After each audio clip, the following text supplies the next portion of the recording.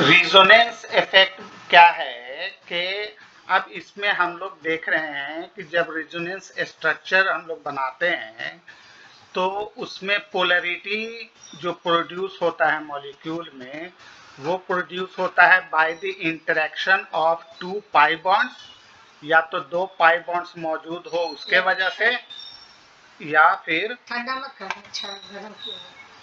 फिर एक pi bond और एक लोन पेयर अवेलेबल होने के वजह से क्या प्रोड्यूस होता है? पोलैरिटी। पोलैरिटी के मतलब इलेक्ट्रॉन का अपनी तरफ खिंचाव, है ना। जैसे ये कार्बन है और ये क्लोरीन है ना। तो ये क्या करता है कि हाईली नेगेटिव होने की वजह से थोड़ा सा इससे दूर हो जाता है, यानी कि ये ऐसा हो जाता है ना। तो ये खिसक कर इसके तरफ आ जाता है। दिस इज कॉल्ड पोलैरिटी, है ना। तो यही पोलैरिटी रिजोनेंस स्ट्रक्चर में भी डेवलप होती है, लेकिन किस वजह से? या तो दो डबल बॉन्ड के वजह से, है ना, पाई बॉन्ड जिसको बोलते हैं, या एक पाई बॉन्ड और एक लोन पेयर के वजह से, है ना। तो इसके दो डबल बॉन्ड या एक पाई और एक लोन पेयर के वजह से अगर पोलैरिटी डेवलप होगी तो वैसे इसको हम लोग बोलेंगे रिजोनेंस इफेक्ट। ठीक है। तो अब रिजोनेंस इफेक्ट दो तरह के, पॉजिटिव रिजोनेंस इफेक्ट और नेगेटिव रिजोनेंस इफेक्ट। तो पॉजिटिव कहने का मतलब होता है कि transfer of electrons is the way from an atom or substitute group attached to conjugate system, है ना। तो ये जो है इसको बोलते हैं कंजुगेट सिस्टम, ठीक है, जिसमें डबल बॉन्ड अल्टरनेट बना होता है। तो कंजुगेट सिस्टम हो गया और ये इसका सब्स्टिट्यूएंट ग्रुप हो गया, ठीक है। तो हम क्या देख रहे हैं कि एनिलीन जब हम लोग एग्जांपल में लेते हैं तो एनिलीन के पास दो लोन पेयर रहते हैं, ठीक है। तो ये जो एनिलीन के पास लोन पेयर है और यहाँ पर देख रहे हैं हम डबल बॉन्ड बेंजीन में, तो इन दोनों के बीच होने के वजह से क्या होता है? पोलराइजेशन डेवलप होता है। तो पोलराइजेशन डेवलप होता है तो ये लोन पेयर इस बॉन्ड पर अटैक करता है और ये डबल बॉन्ड जो है ये अपने एडजेसेंट कार्बन पर अटैक कर देता है ना। एक कार्बन यहाँ, एक कार्बन यहाँ, ये हम लोग को मालूम है कि ये ऐसा है ना। तो ये इस पर अटैक कर देता है।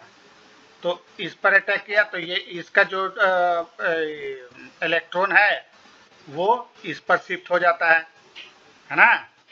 देखो यहाँ सेकंड वाले में दिखा रहा है, इस पर शिफ्ट हो गया लोन पेयर, माइनस रिप्रेजेंट करते हैं हम लोग, और ये चूंकि चला गया इसके पास तो इसको हम लोग प्लस साइन से रिप्रेजेंट कर दिए। फिर अब ये अनस्टेबल हो जाता है, हमको मालूम है कि ये अनस्टेबल हो गया तो ये फिर अपने बगल के बॉन्ड पर अटैक कर देता है। तो यहाँ पर डबल बॉन्ड बन गया तो ये अपना इसका लोन पेयर यहाँ शिफ्ट हो गया।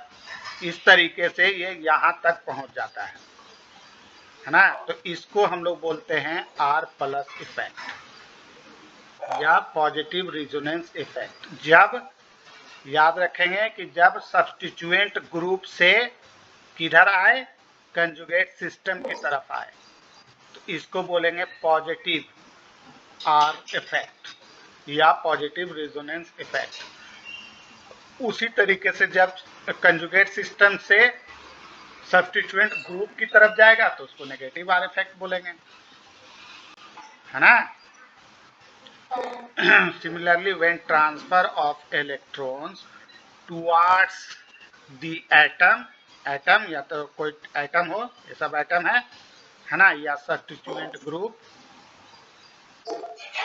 Attached to the conjugated system से सब्स्टिट्यूएंट ग्रुप की तरफ अगर जा रहा है तो उसको हम लोग बोलेंगे माइनस आर इफेक्ट या नेगेटिव रिजोनेंस इफेक्ट, ठीक है, जैसे इसके लिए एग्जांपल हम लोग लेते हैं नाइट्रोबेंजीन का। तो नाइट्रोबेंजीन में हमारा स्ट्रक्चर ऐसा बनता है, ठीक है। तो इसमें देखो ये 2 डबल बॉन्ड है और 2 डबल बॉन्ड के वजह से क्या डेवलप होता है, पोलरिटी, है ना। तो ये इधर खींचता है, जब ये इधर खींचता है तो ये अपना नेगेटिव हो गया, और ये डबल बॉन्ड में से पाई बॉन्ड जो है, पाई इलेक्ट्रॉन चला गया किस पर, ऑक्सीजन पर। तो इसका जो पाई इलेक्ट्रॉन है वो चला जाएगा इस पर, तो यहाँ पर डबल बॉन्ड बन गया। अब यहाँ वैकेंट हो गया सीट, तो ये इस पर अटैक कर देता है ना। तो ये यहाँ पर डबल बॉन्ड शिफ्ट हो गया, ये खाली हो गया, फिर ये इस पर अटैक कर देता है, तो ये यहाँ डबल बॉन्ड शिफ्ट हो गया, ये खाली हो गया। तो इस तरह के रिजोनेंस को हम लोग बोलेंगे नेगेटिव आर इफेक्ट, ठीक है। अब ये लिस्ट है, कौन सा element positive are effect show करेगा और कौन सा नेगेटिव आर इफेक्ट, ठीक है। लगे पढ़ा दिए थे, चलो कोई बात नहीं।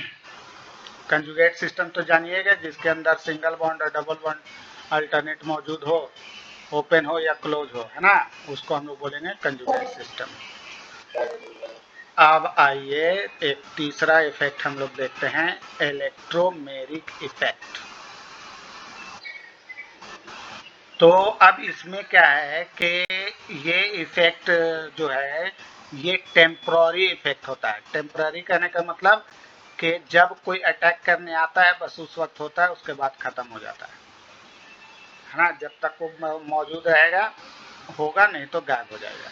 तो इसमें क्या होता है कि जो ऑर्गेनिक कंपाउंड जिसके पास मल्टीपल बॉन्ड्स हैं, चाहे वो डबल बॉन्ड हो या ट्रिपल बॉन्ड हो, है ना, उस पर जब कोई अटैक करने आता है, कोई रीएजेंट, चाहे वो इलेक्ट्रॉन डिफिशियंट हो या इलेक्ट्रॉन विड्रॉ करने वाला हो, इलेक्ट्रॉन लेने वाला हो या इलेक्ट्रॉन देने वाला हो, है ना, उसके वजह से भी एक इफेक्ट पॉजिटिविटी जनरेट होती है, ठीक है। तो उसको हम लोग बोलते हैं इलेक्ट्रोमेरिक इफेक्ट, है ना। यहाँ देखो बोल रहा है complete transfer of shared pair of pi electron to one atom joined by a multiple bond,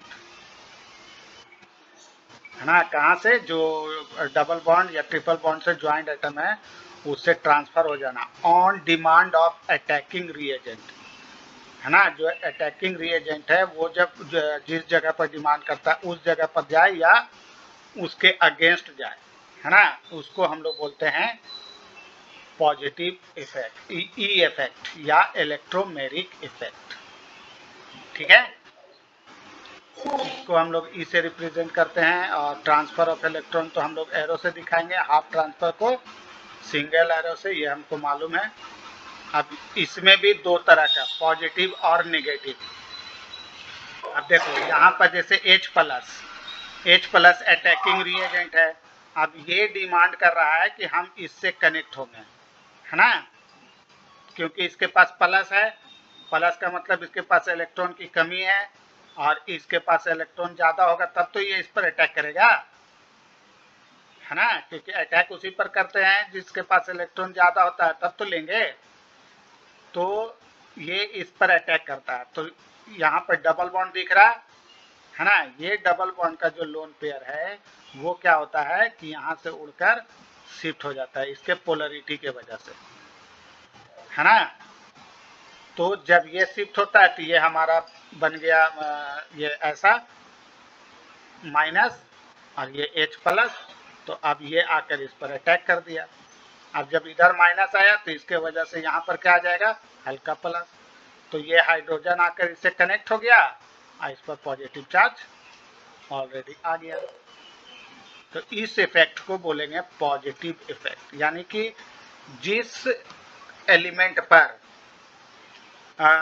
ये रीएजेंट अटैक करने वाला है उसी पर अगर पोलर बॉन्ड चला जा रहा है, पाई इलेक्ट्रॉन, है ना, उसी पर अगर पाई इलेक्ट्रॉन चला जा रहा है तो वैसे इफेक्ट को हम लोग बोलेंगे पॉजिटिव इलेक्ट्रोमेरिक इफेक्ट, ठीक है।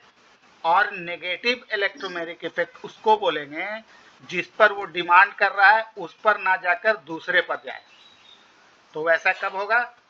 जब नेगेटिव कोई अटैक करेगा, है ना, इलेक्ट्रॉन रिच एलिमेंट एटम कोई अगर अटैक करने आ रहा है, तो अब इसके पास इलेक्ट्रॉन है तो इसको कैसा चाहिए? खाली जगह चाहिए ना। तो क्या होता है कि इलेक्ट्रॉन शिफ्ट हो जाता है इस पर, है ना। इसमें उल्टा दिखा रहा है ना, इसमें दिखा रहा है कि ये अटैक करने वाला है इस पर, है ना। तो इलेक्ट्रॉन शिफ्ट हो गया इस पर, पाई इलेक्ट्रॉन, ठीक है। तो पाई इलेक्ट्रॉन शिफ्ट हो गया, तो इसको आप ऐसे भी लिख सकते हैं लोन पेयर माइनस, और ये जाकर अटैक कर दिया जिस पर प्लस था। तो इस इफेक्ट को हम लोग क्या बोलेंगे? नेगेटिव इलेक्ट्रोमेरिक इफेक्ट, है ना। Pi electrons of multiple bond are transferred to that atom to which attacking reagent does not get attached, है ना। अटैकिंग रिएजेंट जिससे अटैच्ड ना हो उस पर ट्रांसफर हो जाए, तो वैसे इसको हम लोग क्या बोलेंगे? Negative electromeric effect. ठीक है, ये क्लियर हो गया 4 तरह का इफेक्ट।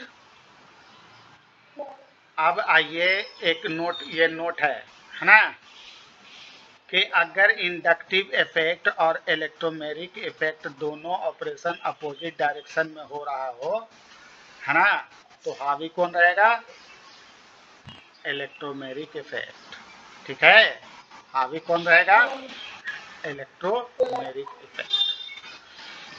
अब आइए हाइपर कंजुगेशन। हाइपर कंजुगेशन में क्या होता है? ये भी एक तरह का इफेक्ट ही है ना।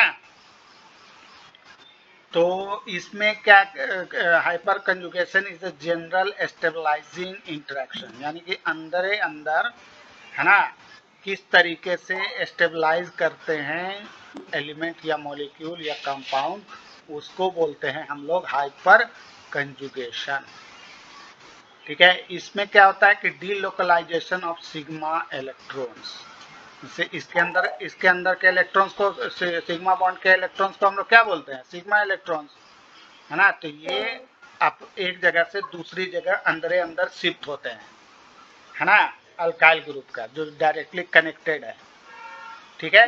किस पर? To an atom of unsaturated, unsaturated मतलब अनबैलेंस वाला, उस पर शिफ्ट हो जाते हैं सिस्टम, या to an atom with an unsaturated p orbital, ठीक है। या तो p ऑर्बिटल पर शिफ्ट हो जाए या अनशेयर्ड पेयर्ड ऑर्बिटल, उसी को दोनों को एक ही चीज बोलते हैं, या तो p ऑर्बिटल बोलिए या e बोलिए।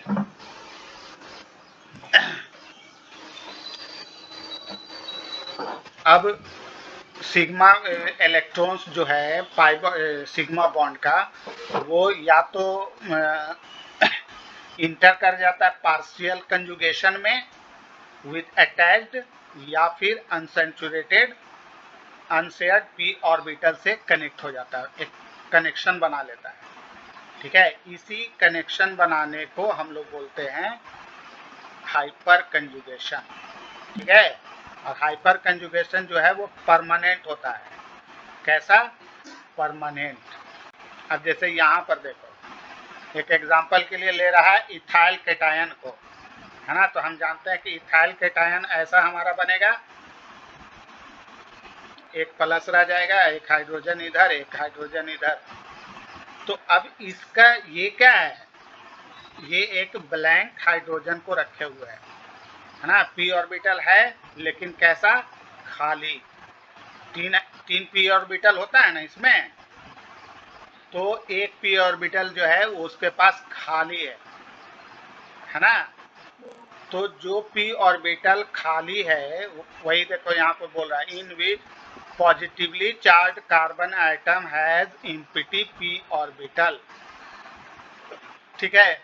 तो अब इसमें से क्या होता है कि एक जो CH बॉन्ड है इसका, ये वाला कोई एक ले लो, चाहे ये ले लो या ये ले लो, अगर इधर प्लस करते तो इधर वाले को ले लेते, है ना, तो हम लोग इसी को ले रहे हैं।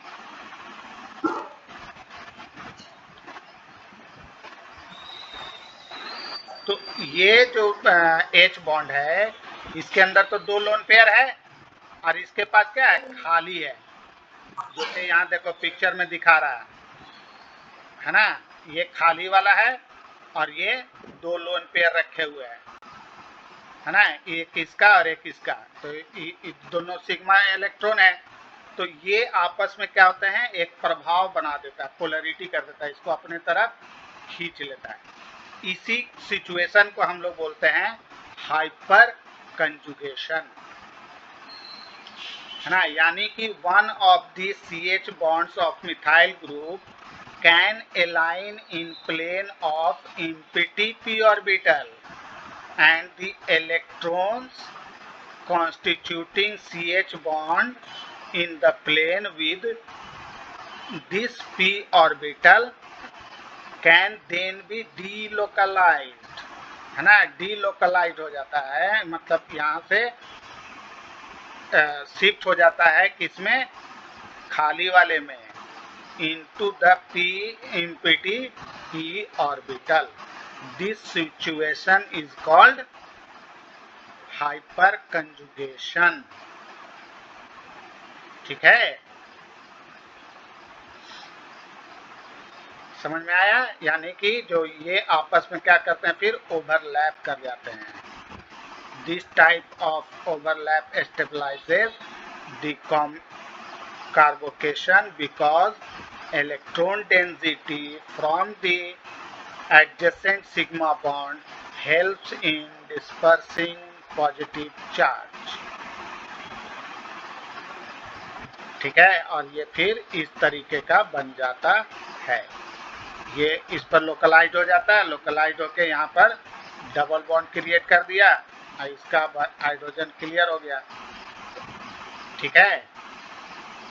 अब चाहे किसी को भी ये तीनों को हटाकर दिखा रहा है ना, पहले केस में इसको किया कि ये वाला इलेक्ट्रॉन यहाँ आ गया, सेकंड में दिखा रहा है कि ये वाला यहाँ आ गया, ठीक है, और थर्ड में दिखा रहा है कि ये वाला यहाँ आ गया,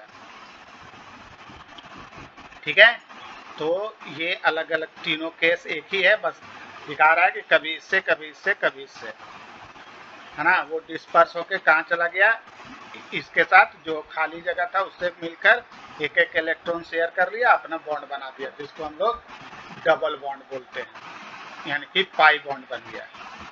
इसी तरीके से पाई बॉन्ड का फॉर्मेशन होता है, ये हम लोग चैप्टर 4 में भी तो पढ़े हैं। तो greater the number of alkyl groups, जितना ज़्यादा होगा attach to a positive charge carbon atom, है ना, greater is the hyperconjugation interaction. अब ये नोट में याद रखना है, ठीक है, कि जितना ज़्यादा अल्काइल ग्रुप का ये होगा, कनेक्टेड होगा पॉजिटिव कार्बन से, उतना ज़्यादा हाइपर कंजुगेशन होगा और स्टेबलाइजिंग ऑफ केटायन। जैसे एग्जांपल में ये सीक्वेंस याद रखना है, ये ज़्यादा स्टेबल, उसके बाद ये, उसके बाद ये, उसके बाद ये, ठीक है। और अल्कीन्स में भी हाइपर कंजुगेशन होता है और अल्करीन्स में भी होता है, ठीक। अब अल्कीन में दिखा रहा है कि भाई अल्कीन में कैसे होता है, तो अल्कीन में क्या है कि ये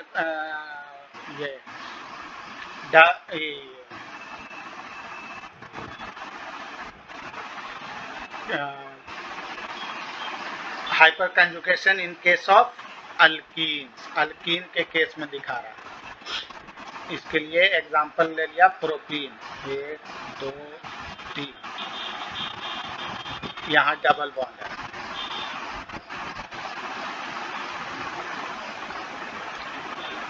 और यहाँ पर एक, यहाँ पर एक, हाँ।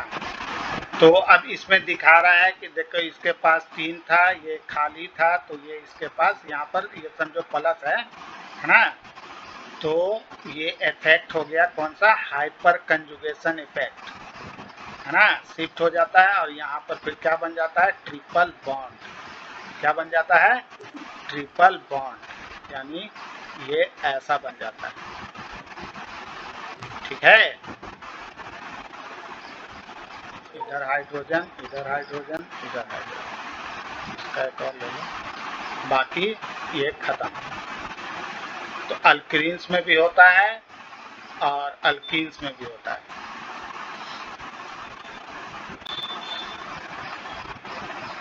ये इसके टोटल रेजोनेंस दिखा रहा है किसका। There are various ways of looking the hyperconjugate effect. One way is to the regard CH bond and possession partial ionic character due to resonance. जैसे यहाँ पर दिखा रहा है कि ये इस पर अटैक किया, डबल बॉन्ड इधर शिफ्ट हो गया, है ना, और इसके जगह पर माइनस आ गया।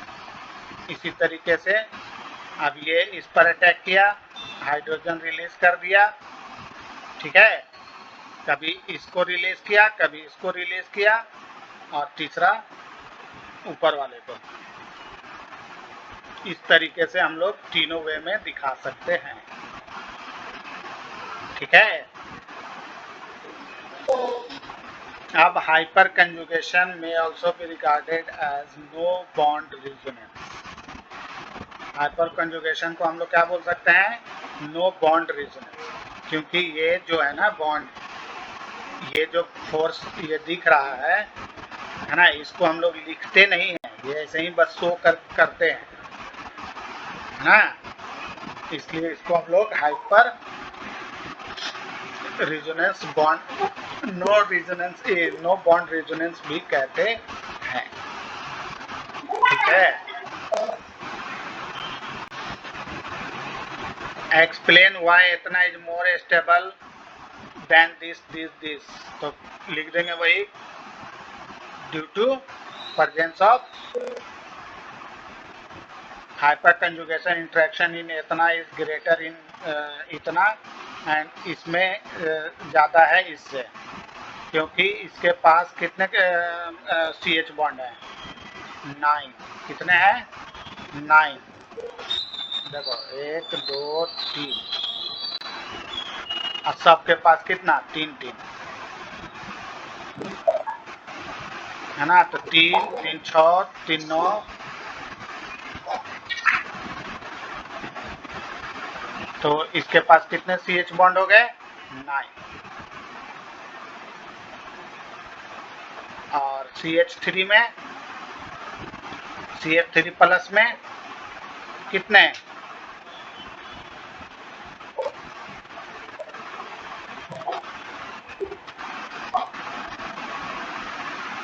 सिर्फ 3 है। CH3 प्लस में कितने, सिर्फ 3। तो वैकेंट पी ऑर्बिटल जो है वो परपेंडिकुलर होता है किसके, हम जानते हैं कि वो हमेशा तीनों एक दूसरे के परपेंडिकुलर होते हैं ना, तो ये परपेंडिकुलर होगा CH बॉन्ड वाले प्लेन के, है ना, ये कॉन्सेप्ट वो चैप्टर 4 से उठाया है। तो ये कभी एक दूसरे से ओवरलैप नहीं करते हैं, ओवरलैप नहीं करेंगे तो इसके पास कमी रह जाती है, इसीलिए वो हाइपर कंजुगेट में बदल जाता है। ठीक है, जैसे कि मान लो ये एक्स एक्सिस है, ये वाई एक्सिस है, तो तीसरा किधर होगा, जेड एक्सिस पर। तो जब दोनों एक तरफ होगा तब तो ओवरलैप होगा, है ना, इसमें उल्टा हो जाता है। इसमें क्या है कि CH3 में अपना तीनों हाइड्रोजन तो इधर है, तो ये प्लेन में है ना, और ये किधर हो जाता है, ऊपर परपेंडिकुलर, तो इसलिए वो किसी से कंबाइन हो नहीं सकता है, इसलिए वो लेस स्टेबल होता है। ये हम लोग अभी उसमें भी देख चुके हैं। अब आते हैं नया चीज, केमिस्ट्री में हम लोग इतने टाइप के रिएक्शन पढ़ेंगे। केमिस्ट्री में हम लोग कितने टाइप के रिएक्शन पढ़ेंगे, substitution, addition, elimination and rearrangement. Substitution का मतलब A Y ए बी और एक्स वाई, है ना, रिएक्ट कर रहा है, तो ये इसके साथ चला जाएगा और ये इसके साथ, है ना, ए एक्स बन जाएगा तो वाई बी बन जाएगा, प्लस माइनस ए वाई रखो, है ना, और एक्स बी बन जाएगा। ठीक है, तो इसको बोलते हैं सब्स्टिट्यूशन। एडिशन का मतलब कि कोई भी रहेगा तो वो उसको हटाकर आकर खुद कनेक्ट हो जाएगा। ये सब हम लोग ये 10 क्लास में देखे ना, substitution reaction, addition reaction, elimination reaction. Eliminate मतलब दूसरे को हटा देने का, और रीअरेंजमेंट को हम लोग क्या नाम है, रिएक्शन बोलते हैं कि जैसे कि रीअरेंजमेंट। चलो हम लोग आगे डिस्कस करेंगे, अभी जो 10 का चैप्टर शुरू करेंगे ना तो उसी में करेंगे, एल्डिहाइड में। ठीक है, अब आइए प्यूरिफिकेशन का मतलब है कि किस तरीके से हम लोग नेचुरल रिसोर्सेज से डिफरेंट चीज़ों को निकालते हैं, है ना। Once an organic compound is extracted from natural sources or synthesized in the laboratory, it is essential to purify it, है ना। प्यूरिफाई करके फिर उसको हम लोग अलग अलग कैटेगरी में यूज करने के लायक बनाते हैं, है ना। तो कॉमन टेक्निक्स है सब्लिमेशन, क्रिस्टलाइजेशन, डिस्टिलेशन और डिफरेंशियल एक्सट्रैक्शन एंड क्रोमेटोग्राफी। ये भी 9th क्लास का ही है ना। तो इन सब टेक्निक से हम लोग क्या करते हैं, प्यूरिफाई करते हैं।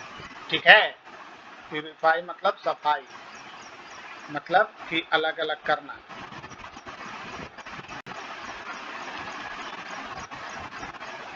अब कहता है कि purity of a compound is ascertained by determining its melting and boiling point. किसी भी चीज को हमको अलग करना है तो सबसे पहले हम क्या करना चाहेंगे कि उसका मेल्टिंग पॉइंट और बॉइलिंग पॉइंट पता कर लेंगे, है ना। कि भाई ये मान लो एलिमेंट ए है और एलिमेंट बी है ना, आपस में मिले हुए हैं, तो हमको अगर ये पता चल जाए कि ये 50 डिग्री पर बॉयल हो जाएगा, है ना, और ये 100 डिग्री पर बॉयल होगा, तो हम क्या करेंगे, इसको अलग करने के लिए 60 डिग्री पर गर्म कर देंगे, तो ये उड़कर वापस आ जाएगा बाहर, तो ये बच जाएगा, है ना। तो इसलिए हम लोग या तो उसका मेल्टिंग पॉइंट पता कर लेते हैं और उसका बॉइलिंग पॉइंट पता करते हैं।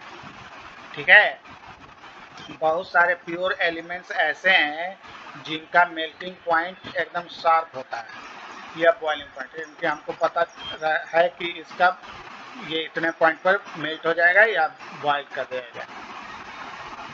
उसके बाद कह रहा है कि new methods of checking the purity of organic compounds are based on different types of chromatographic और स्पेक्ट्रोस्कोपिक टेक्निक्स। ये अपना नोट में याद रखना चाहिए, ये नया टेक्निक निकला तो उसके वजह से। अब ये पहला तो सब्लिमेशन तो मालूम है। सब्लिमेशन मतलब you have learned earlier that on heating some solid substances changes from solid to vapor state without passing through the liquid state। इस प्रोसेस को हम लोग सब्लिमेशन बोलते हैं, है ना। तो इस प्योरिफिकेशन टेक्निक, ये इसको फिर एज अ प्योरिफिकेशन टेक्निक भी निकाल लिया गया, बना दिया गया। तो भाई किसी भी चीज़ को हीट कर दो, वो डायरेक्ट सॉलिड से वेपर बन जाएगा, उसको वेपर में अपना कैप्चर कर लो, फिर अलग हो गया, है ना। तो एक टेक्निक हो गया। अब इसको अगर बोलना होगा तो क्या बोलेंगे कि इन दिस टेक्निक हम लोग क्या करते हैं, इसको कन्वर्ट कर देते हैं डायरेक्टली सॉलिड टू वेपर, इसीलिए इसका नाम पड़ गया सब्लिमेशन टेक्निक। इसका इस्तेमाल करते हैं नॉन सब्लिमेबल इम्प्योरिटीज वाले सब्सटेंस से क्या निकालने के लिए, सब्लिमेबल कंपाउंड। क्रिस्टलाइजेशन, ये सब थोड़ा देखना, पढ़ना है कि नहीं पढ़ना है, चलो खाली समझा दे रहे हैं, ठीक है, 11-12 के एग्जाम के लिए। बाकी उतना ध्यान इस पर ना रहे तो कोई बात नहीं है। क्रिस्टलाइजेशन टेक्निक हम लोग यूज करते हैं किस चीज के लिए, purification of solid organic compounds. अब इसमें हम लोग क्या करते हैं कि ये जो है वो बेस्ड है difference in solution solubilities of compounds and impurities in suitable solvents।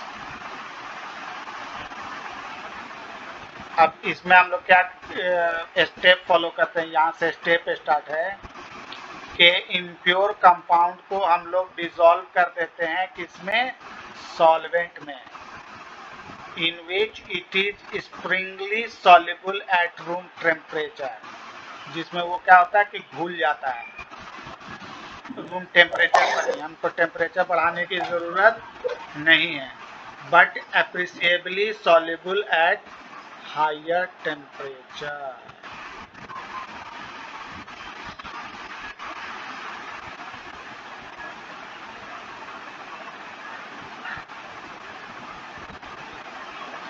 वैसे इम्प्योरिटीज को हम लोग सॉल्वेंट में ऐड कर देते हैं जो कि स्प्रिंगली सॉल्युबल होता है रूम टेम्परेचर पर, लेकिन एप्रिसिएबली वो सॉल्युबल होता है हाई टेम्परेचर पर, ठीक है।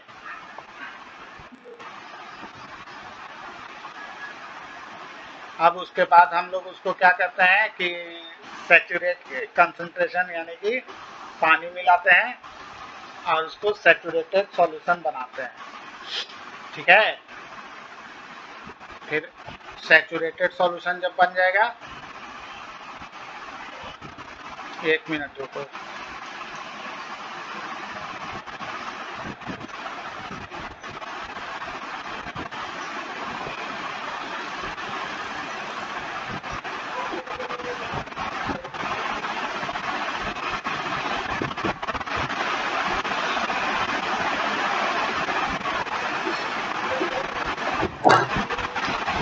हाँ, तो solution is concentrated to get a nearly saturated solution. अब इसको मतलब पानी मिलाया जाता है ताकि वो सैचुरेटेड बन जाए। सैचुरेटेड मतलब अपने सैचुरेशन पॉइंट पर पहुंच जाए, ताकि अब वो क्या नाम है उसमें और ही ना मिला सके, है ना, और उसमें क्या कहते हैं सॉल्यूट मिक्स ना कर सके।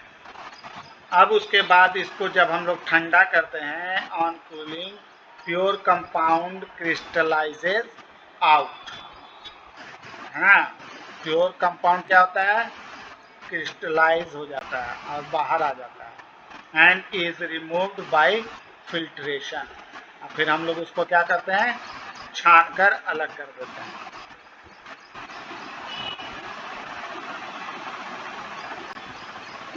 ठीक है।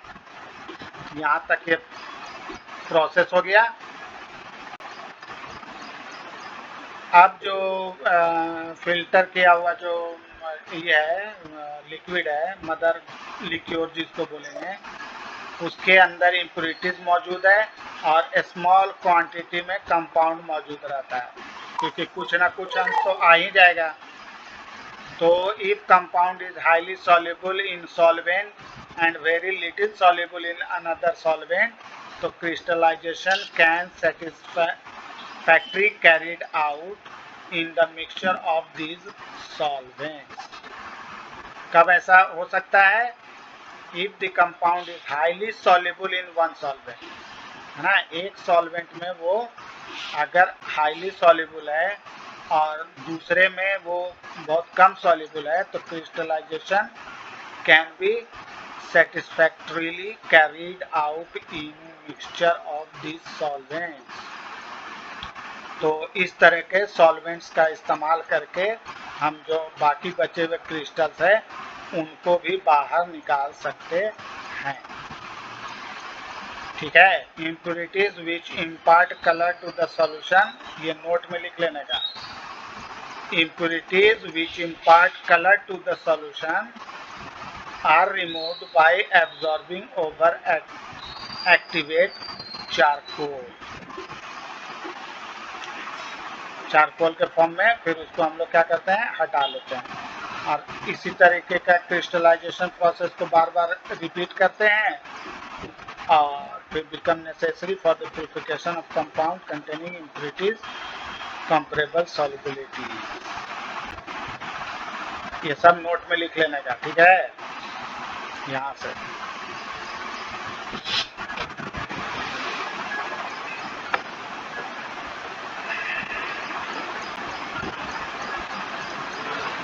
डिस्टिलेशन में क्या करते हैं,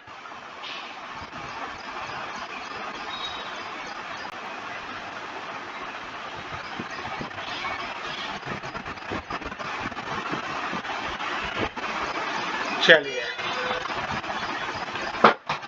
इसका भी इस्तेमाल हम लोग करते हैं वोलाटाइल लिक्विड को नॉन वोलाटाइल इम्प्योरिटी से अलग करने में।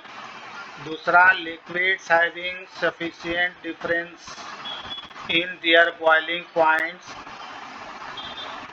ठीक है, वैसे लिक्विड्स को हम लोग अलग करने में डिस्टिलेशन मेथड का इस्तेमाल करते हैं। अब इसमें क्या करते हैं हम लोग, तो liquids having different boiling points vaporise at different temperature, है ना। जिसका जिसका डिफरेंट बॉइलिंग पॉइंट्स है उसको हम लोग वेपराइज कर देते हैं, तो वो अपना वेपर में फॉर्म में कन्वर्ट हो जाता है डिफरेंट डिफरेंट टेम्परेचर पर। ठीक है, और फिर उस तरीके से हम उसको अलग कर लेते हैं। When vapours are cooled and the liquid so formed are collected separately, फिर उसको वेपराइज करके उसको अपना फिर लिक्विड में कन्वर्ट कर लिया ठंडा करके, है ना। तो इस मेथड से भी हमारा सेपरेट हो जाता है। जैसे क्लोरोफॉर्म का बॉइलिंग पॉइंट है 334 केल्विन और एनिलीन का बॉइलिंग पॉइंट है 457 केल्विन, है ना। तो इसको हम लोग आसानी से इस डिस्टिलेशन टेक्निक से ही कर देंगे। क्या करेंगे कि 334 से ज़्यादा गर्म कर देंगे, है ना। मान लो 400 तक कर दिया, तो 400 तक केल्विन तक किए तो सारा क्लोरोफॉर्म हमारा क्या बन जाएगा, वेपर में कन्वर्ट हो जाएगा, है ना। और वेपर में कन्वर्ट हो गया तो उसको एक जार में अपना पैक कर लिया, फिर जाकर उसको ठंडा करेंगे तो वो हमारा फिर क्लोरोफॉर्म में आ जाएगा। दिखा रहा है कहाँ पिक्चर,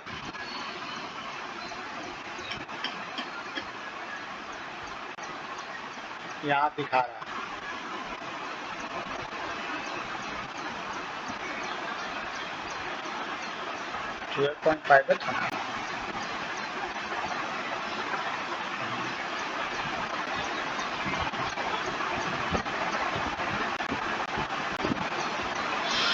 यहाँ लिया अपना, इसको हीट किया, है ना, और फिर इसको कंडेंस कर लिया, अपना लाके इसमें जमा कर लिया।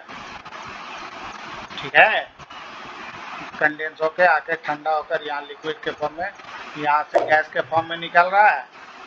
तो जो गैस है वो अपना इधर आकर इधर से ट्रांसफर हो जा रहा है इधर, है ना। यहाँ पर थर्मोमीटर लगा दिए कि हमको पता चलता रहे कि भाई 457 के ऊपर ना हो जाए, क्योंकि 447 के ऊपर होगा तो वो भी आ जाएगा ना।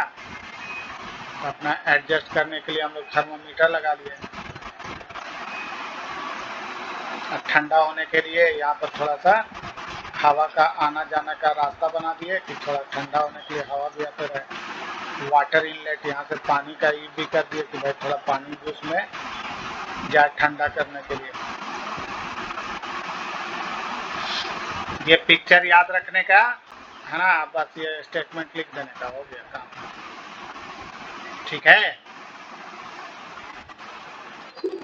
3 ही रहने देते हैं, बाकी 2 टेक्निक और है।